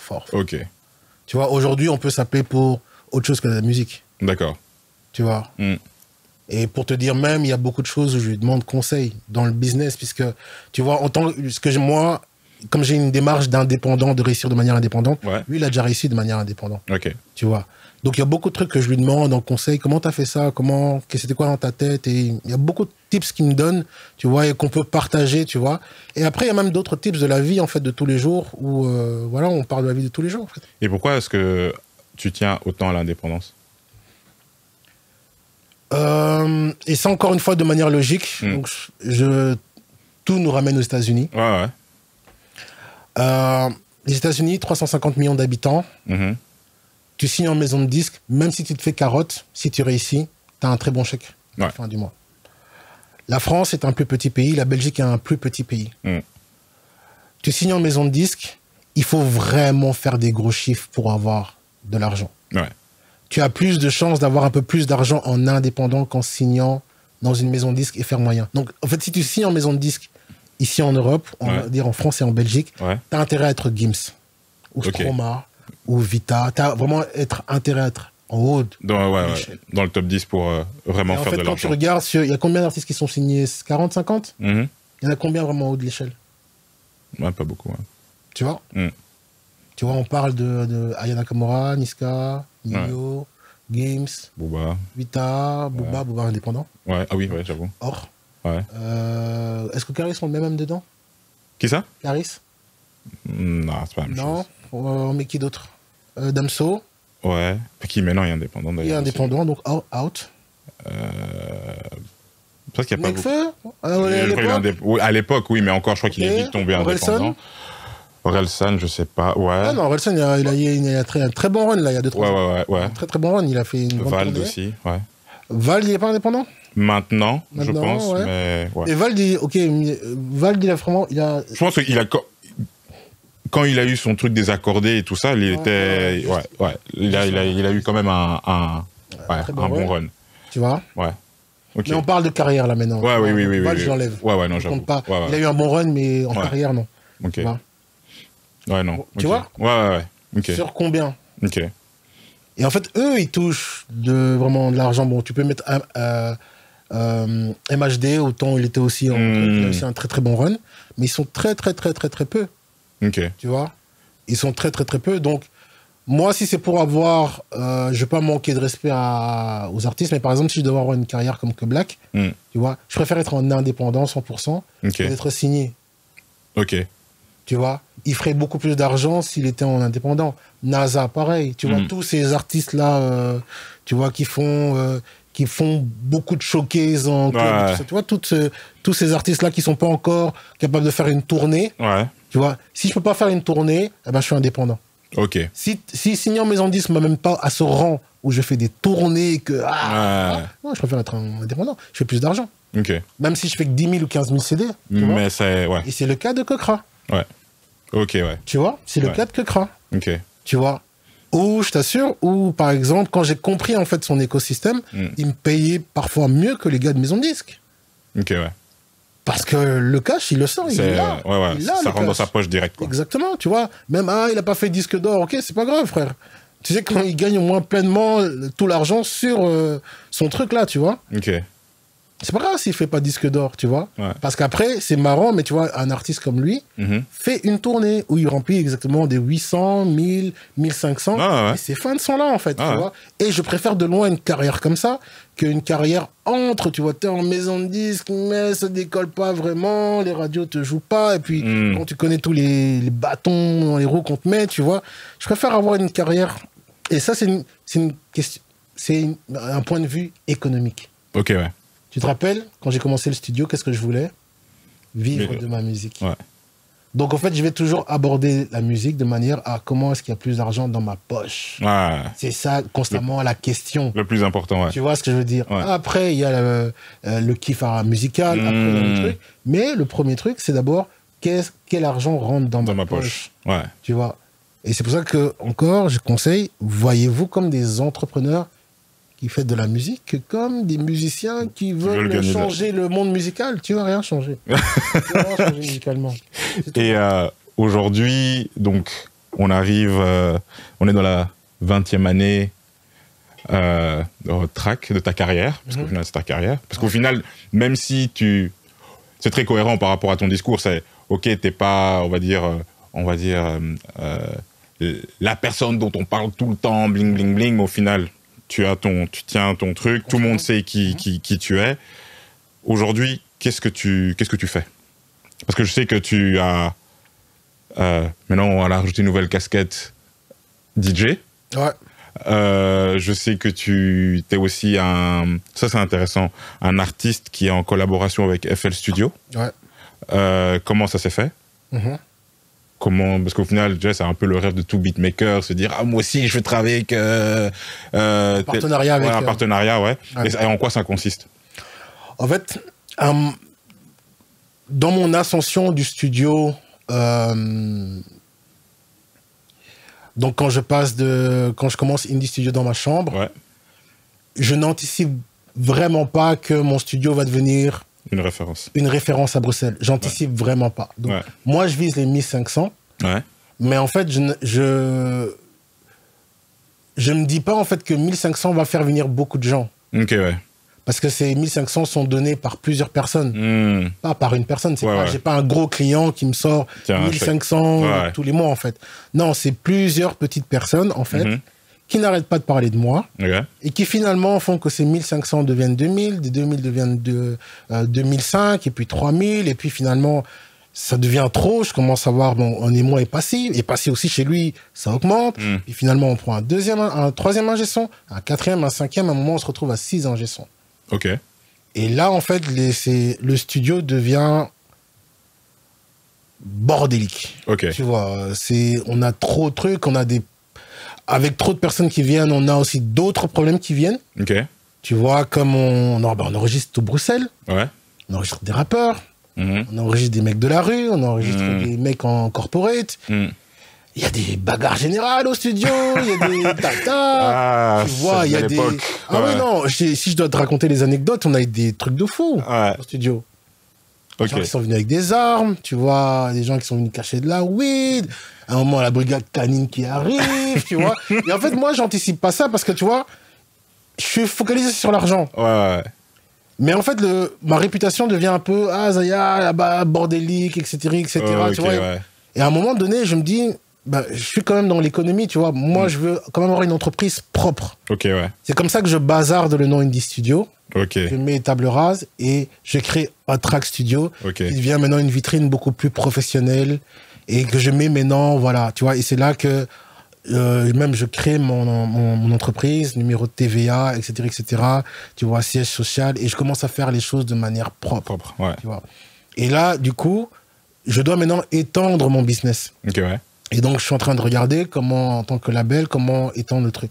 Bah, j'ai mes artistes qui me ramènent des streams à gauche-droite, c'est pas extraordinaire, mais voilà, j'ai mes artistes, j'ai mon studio, mon produit phare, mon cash cow, qui me ramène tout mon cash et qui finance un peu tout le reste. Et je commence à réfléchir à ce que je peux faire à côté, en fait.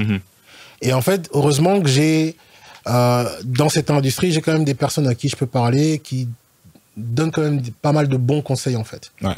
Et en fait, le tips de FL est venu de Ozan. C'était une discussion toute bête avec Ozan. Et à un moment, il me dit, mais tu sais que FL, c'est un truc belge, en fait. Parce qu'ils étaient à l'époque, je pense qu'ils étaient à Tournai. Maintenant, ils sont à Genk, le siège social. Et puis, il me dit, ouais, voilà, mais tu vois, ce serait par exemple intéressant de les contacter, tu vois, et de demander un sponsoring, tu vois, je sais pas. En fait, il balançait des idées en l'air. Ouais. Et puis, moi, je dis, ah ouais, c'est pas mal. Et moi, en fait, quand il me disait ça, je pensais que lui, il l'avait fait. Ok, ouais. Et donc, je me rappelle, il quitte le studio, j'envoie un mail direct à FL. Tu vois. Et à ce moment-là, c'est bien parce qu'on venait de faire le track avec Wiz Khalifa. Ok. Produit par Hamza, Dolpha et moi qui interviens dans la prod. Tu vois, Non, Bass, c'est J. Cole. Bass, c'est J. Cole. Ok, My Nigga Just Got Bailed ou un truc comme ça. Ouais. Donc, produit par Hamza, Dolpha, tu vois. Et on venait de faire ça. Et moi, j'avais fait des trucs à côté avec Wiz Khalifa. Et Dolpho aussi avait fait des trucs avec Wiz Khalifa. Donc, j'envoie un espèce de gros mail en disant, regardez, on a fait des Belges, tu vois, qui ont fait ça et tout. Et puis, moi, je travaille en France, j'ai fait ça. Il me renvoie un mail direct. Ok. Il me dit, on veut vous sponsoriser, en fait. Ok. Et moi, à la base, je le fais pour mes beatmakers. Donc, Dolpha, qui était le grand gars FL, tu vois. Et moi, je travaillais sur FL et Logic. Tu vois, à ce moment-là. Je vais pas mentir, j'étais pas un gars totalement FL. Tu vois, je bossais sur même plusieurs plateformes, en fait, en vrai. Et donc, ils nous ont envoyé le truc. Et on a commencé, en fait, tout bêtement, tu vois, à sponsoriser. En fait, le deal était simple. C'est ils pouvaient utiliser ce qu'on faisait pour promouvoir leur programme en disant, et nous, on devait parler d'FL sur les réseaux. C'était un deal qui n'était pas plus compliqué que ça, en fait. Oh, ok. Tu vois, il n'y avait pas eu d'argent, de grosses signatures. Ah, ok. Parce que FL faut savoir, c'était il y a 10 ans, le deal. J'en parle que maintenant, mais c'était il y a 10 ans. Ok. Le deal. Ah oui, ok, d'accord. En fait, je suis signé depuis 10 ans chez FL. Ok. Mais je commence seulement à le dire maintenant. Ouais, ok, d'accord. Tu vois. Et donc voilà, donc on a travaillé en collaboration. Et ce qui est fort, c'est que c'est vraiment une entreprise qui est vraiment à l'écoute du compo. Du compo et de ses clients. Ok. Ils sont réactifs de dingue. C'est ce que j'aime. J'aime trop FL. Ok. Franchement, c'est une bonne compagnie. Ok. Tu vois, avec qui collaborer. Et donc là, voilà, donc là maintenant on a un partenariat un peu plus proche. On est en train de créer une banque de sons, tu vois, avec eux. Un drum kit, un drum kit, tu vois. Soyez à l'affût, il va sortir. Enfin, on va l'annoncer. Prochainement. Bon, je sais pas quand l'émission sort, peut-être que ça sera déjà sorti. Ouais. Mais en tout cas, si vous allez sur FL et que vous tapez FL Cloud, tu vois, leur service de banque son en ligne qui est dans le programme. Si vous tapez HotTrack, H-O-2-T-R-A-K, il y a une banque de sons que j'ai créée pour eux, tu vois, qui est dans le style Amapiano. Ok. Et du coup, Amapiano, c'est bien. Africa is a vibe. Ouais. Comme on le voit sur la casquette, il y a du merch. Ouais. C'est aussi ta DA musicale. Ouais. Parce que je sais que tu as un gros projet, très ambitieux justement par rapport à ça. C'est quoi l'envie derrière tout ça? Genre, le shift, parce que du coup, toute cette conversation est très axée sur l'Amérique. Ouais. Et puis, tout d'un coup, c'est un 360 et on se dit, en fait, on va se tourner vers l'Afrique. Ouais. En fait, bon, déjà, mon parcours personnel, je suis né à Likasi, au Congo. Ouais. À l'époque, ça s'appelle Zaïre. Ouais. Je nais dans contrairement à pas mal de Congolais, je nais dans des très bonnes conditions là-bas. Ok. Mon père a un super taf. Et je vais pas mentir, je connais vraiment la belle vie là-bas. Ok, ouais. Directement, mes premiers souvenirs, c'est la piscine, la ville, les 2-3 voitures qu'il y a dans le garage, devant, dans le garage, tu vois, papa et maman, mon frère, on va à l'école belge, une très bonne éducation. Ok. Bon, pratiquement comme si j'étais ici, en fait. Ok, ouais. Et on quitte le Congo au premier pillage. Ok. Tu vois, en 91. Ouais. Moi, j'étais déjà venu un peu avant, mais on est retourné. Et puis là, on quitte réellement, définitivement le Congo. C'est en 91 pour les Français. On quitte totalement le Congo pour venir s'installer ici. Donc, je découvre la Belgique et voilà. Et en fait, le truc, c'est qu'à un moment, mon père, qui travaillait là-bas, demande à moi et mon frère si on veut retourner. Ouais. En fait, il avait vraiment demandé pour la forme parce qu'il était persuadé qu'on allait dire non, on veut rester en Belgique. Ouais. Mon frère dit ouais, on reste en Belgique. Moi, je dis non, on retourne. Ok, ouais. Et mon père était, tu vois, il disait bon, ok, je ne m'attendais pas surtout de toi, tu vois. Mais il dit non, moi je veux retourner en fait au Congo. Belgique, c'est bien, tu vois, c'est bien. Pour moi, en fait, la Belgique était bien pour venir en vacances. Ok, ouais. Parce que c'est clair qu'il y avait un peu plus de technologie, il y avait plus de trucs. Mais mon cœur a toujours été africain, en fait. Ouais. J'ai toujours voulu retourner vivre là-bas, en fait. Ouais. Tu vois. Et la Belgique, c'était cool. Pour moi, c'est un peu... Je vois la Belgique un peu comme nous, on voit les States. Ok, oui. Tu vas et tu prends c'est des bien, trucs. c'est cool, et puis tu rentres. Et puis tu rentres, en fait. Ouais. Tu vois. Donc, c'est comme ça que je voyais la Belgique. Et finalement, mon père décide de ne pas vouloir nous séparer. Ok.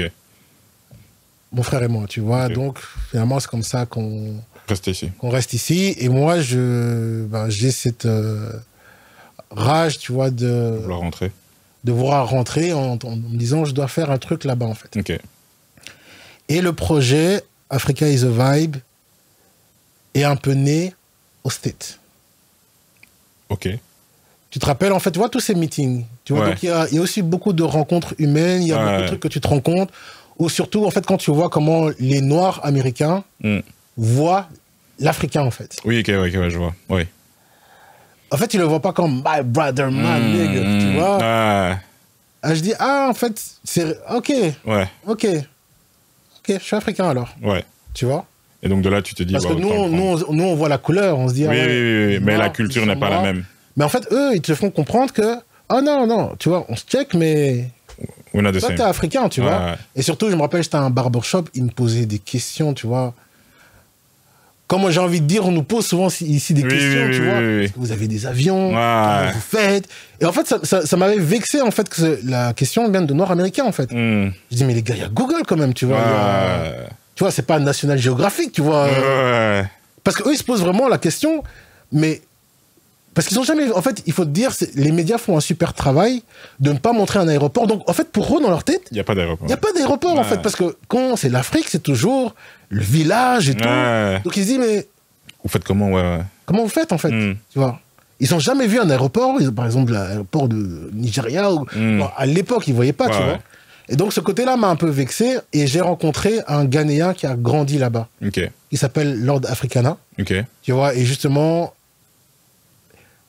C'est lui qui m'a vraiment fait comprendre le nord-américain dans sa profondeur, parce qu'on avait le même langage. Il est africain, j'étais africain. Et lui, en fait, il a fait un peu le truc comme nous. Donc lui, nous, on a grandi ici en Belgique. Lui, il a grandi aux States. Il est là-bas depuis ses 6 ans. Donc il m'a dit, écoute, les noirs américains, ils sont comme ça. Ils sont comme ça. Même moi qui est là, tu vois, depuis, ils disent, ah ouais, toi le Ghanéen, l'Africain, tu vois. Alors que non, je suis avec eux depuis, tu vois. Et quand il m'a confirmé ça, je suis revenu, j'ai réfléchi à un projet et ce que je voulais réellement faire, en fait, en Afrique. Et j'ai commencé, en fait, à me poser la question de comment avoir un impact sur l'Afrique. Et en parallèle, ce qui m'a aidé, c'est que j'étais en train d'élever mes 3 petits-enfants. Tu vois, enfin, nos 3 petits-enfants étaient en train de grandir. Et en fait, il y a, comme bientôt... Oui, exactement. Il y a un âge, en fait, où quand la réflexion de l'enfant commence à se développer, c'est là que tu comprends, en fait, la puissance de l'éducation. Et qui remet beaucoup de choses en compte dans ta personne. Parce qu'en fait, là, tu dois maintenant prendre ce qu'il y a dans ta tête et le faire comprendre à une autre personne. Tu vois ce que je veux dire? Tu dois prendre ce qu'il y a dans ta tête, tout ce que tu as appris, être sûr d'abord de ce que tu as dans ta tête, tu valides, donc tu dois te reposer la question, qu'est-ce que je pense des gays? Qu'est-ce que je pense de la foi? Qu'est-ce que je pense au fait de l'argent, par rapport à l'argent? Comment est-ce que je vois les femmes? Comment est-ce que je vois, tu vois? En fait, tu te reposes toutes des questions, tu repasses ta vie au peigne fin, parce que là, maintenant, tu dois le donner à quelqu'un d'autre. Tu dois le transmettre, Et en fait, je me suis rendu compte qu'il y avait des questions dans ma tête qui n'étaient pas réellement claires, tu vois. Ok. Que je pensais pas, pourtant, ouais, ça, je sais que, tu vois. Puis je me suis rendu compte qu'en fait, qu'est-ce que tu penses réellement de ça? Ok. Et tu commences à, tu vois, à mettre des clartés. Et en fait, j'ai jamais lu autant de livres depuis que j'ai mes enfants. Ok. Et je me suis jamais autant auto-éduqué depuis que j'ai mes enfants. Parce que je savais que je devais leur transmettre quelque chose. Tu vois. Et ça, du coup, c'est de là que vient, parce que bon, je vais aussi le présenter, tu as un projet de monter une école. Ouais. Et c'est de là que vient l'éducation. C'est pour ça que dans le projet Africa is a Vibe, le projet de phare, c'est de créer une école. Ok. Parce que pour moi, une école d'art. On va dire une école d'art, musique, cinéma, qui comprend les médias, mais principalement autour de l'art. Ouais. Ok. Et tu voudrais la baser où? Ça, on ne dit pas encore. Ok. Mais ça sera en Afrique. En Afrique. Bah, c'est entre le Congo, le Nigeria, Côte d'Ivoire et Sénégal. Ok. On est en train de regarder le meilleur endroit. Ouais. Et ça, du coup. Le côté parce qu'en fait, on en veut plusieurs. Okay. Et on est en train encore d'étudier le côté stratégique, en fait, de le mettre dans un pays ou un autre. Et comment est-ce que tu montes un projet pareil? Genre, allez, je veux dire, je suppose que, parce que j'ai vu, il y a sur le site, du coup, tu présentes un peu le projet, ceux qui veulent participer, que ce soit privé ou business et tout ça. Mais, tu sais quoi? Pour les 20 ans. Pour les 20 ans, ça va être... Vas-y.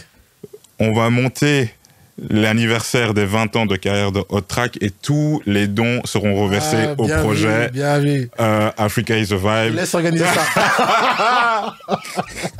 Non, attends, je kiffe l'idée. Non, mais franchement, je pense que je kiffe l'idée. Si maintenant tu as effectivement, parce que je sais que tu as le projet du livre, tu as un projet d'école et tout ça, si effectivement, parce que pour moi tu fais partie d'un monument du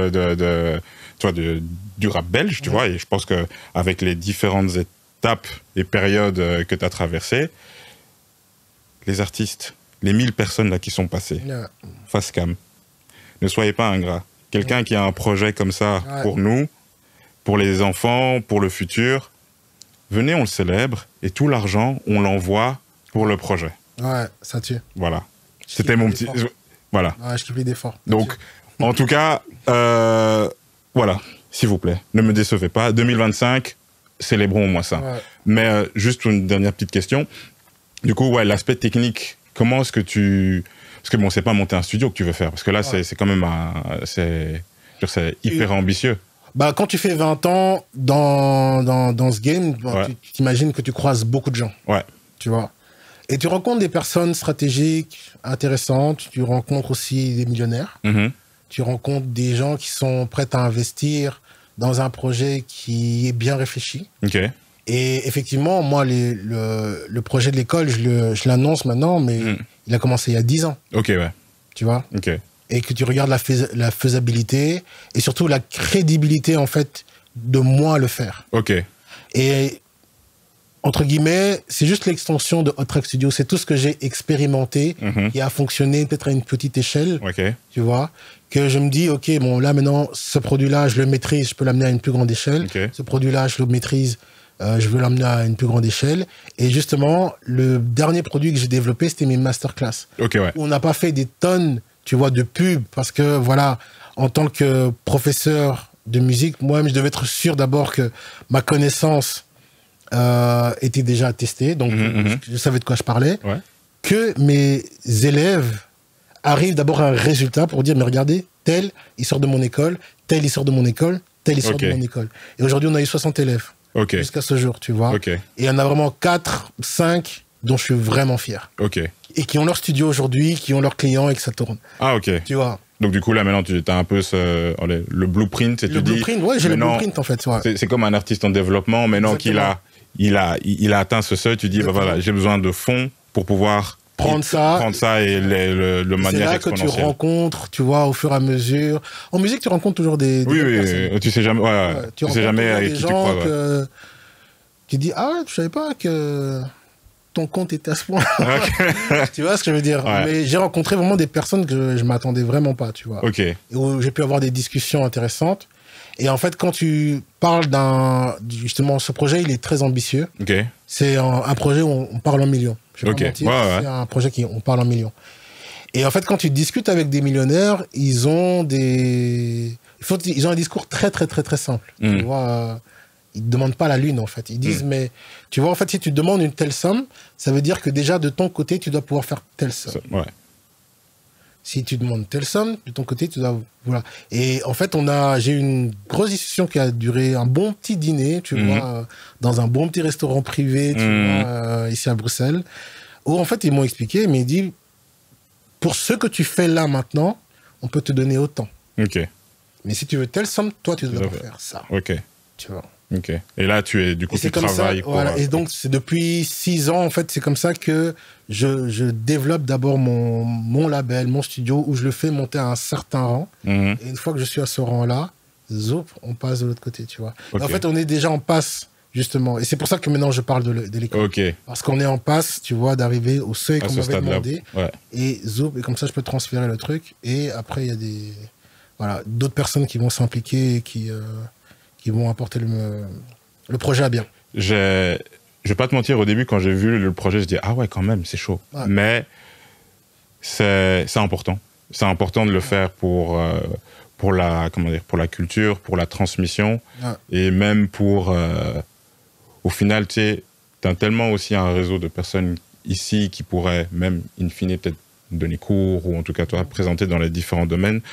Donc en tout cas, je ne te souhaite que du bonheur. Merci. Succès. Merci. Et en tout cas, merci. Ouais, merci. C'était une grande conversation.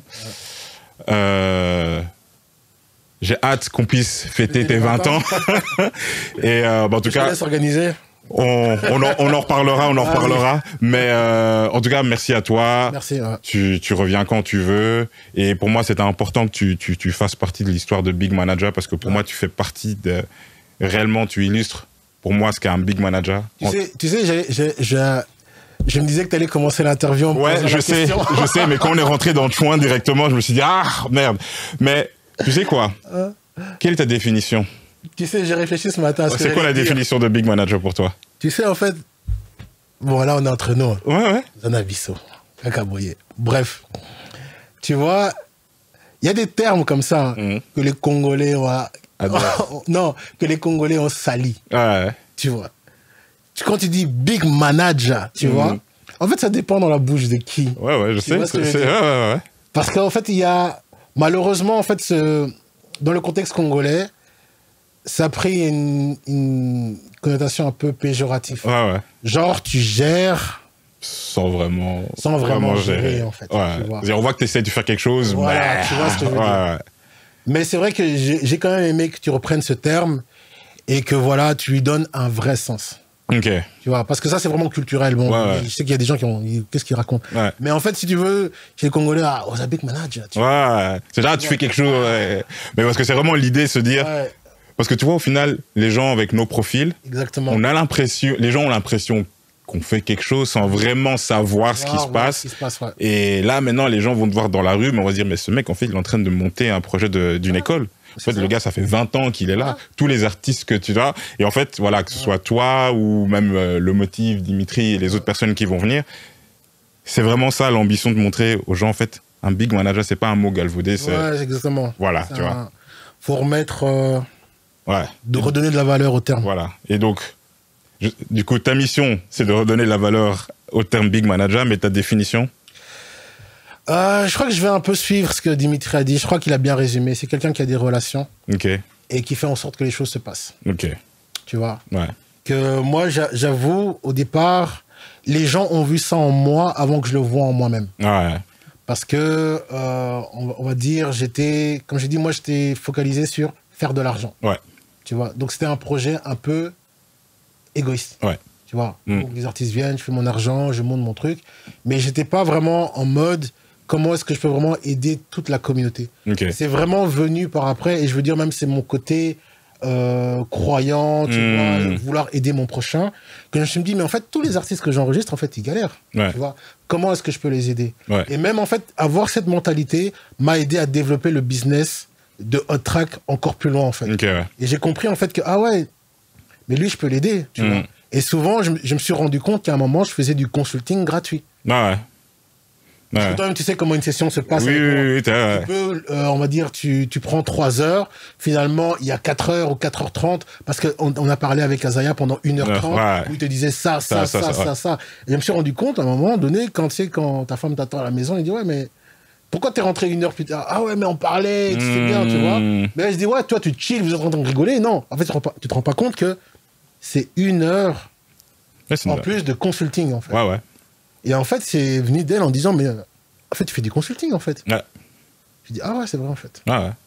Je fais du consulting gratuit. Ouais. Et donc là, maintenant, on valorise. Tu rajoutes le consulting, tu dis, bon, tu sais quoi? Tu vois, quand je parlais avant, là, gratuitement, bah maintenant, en fait, ça s'appelle du consulting, en fait, tu vois. Et tu construis ton business, tu vois, petit à petit, et après, tu te rends compte que, ah ouais, en fait, il y a ça, bon, il faut organiser, il faut manager, et tu deviens un big manager. Et en fait, le truc, c'est que, pour moi, je suis devenu un big manager quand j'ai voulu vraiment créer cette industrie, enfin aider à la construction de cette industrie belge. Okay. Tu vois. Et de me dire, ok, maintenant que je fais mon argent, ou que je suis stable dans ce truc-là, comment est-ce que je peux aider d'autres personnes? Et mon premier big manager, c'était de aider les ingé-sons à reproduire ce que j'ai fait. Okay. Donc moi, aujourd'hui, ma plus grande fierté, c'est de voir que Don Moja a son studio, de voir que Dolpha a son studio, que Franck a son studio. J'ai un autre petit qui s'appelle Arthur, tu vois, qui a son studio. Et en fait, que c'est toutes ces petites personnes-là, elles viennent de chez moi. Elles ont appris le game chez moi, ils ont vu les trucs, ils ont vu ce que je faisais de bien, ils ont vu ce que je faisais de mal, ils ont amélioré le modèle et ils sont partis. Et aujourd'hui, ils gèrent, ils ont tous leurs trucs. Ils sont vraiment ma plus grande fierté. Et j'espère en fait que eux aussi reproduisent. Eux reproduisent. Et tu vois, ce qui fait un père, ce sont ses enfants. Tu vois la force de ton éducation quand tu vois en fait le résultat avec tes enfants. Magnifique, belle. Quelle conclusion, non, non. En tout cas, merci à toi, Azaya, et à très bientôt. Vas-y, merci. Yes. Azaya dans Big Manager. Merci à tous d'avoir suivi cet épisode. Merci à Slice, encore une fois, pour mettre à disposition ce magnifique studio. Rendez-vous pour le prochain épisode avec Mike Tosh, un autre Big Manager qu'on mettra en avant. Abonnez-vous, partagez. Merci à tous. Bigmanager.podcast sur tous les réseaux. Big Manager, pour vous, par vous, ensemble.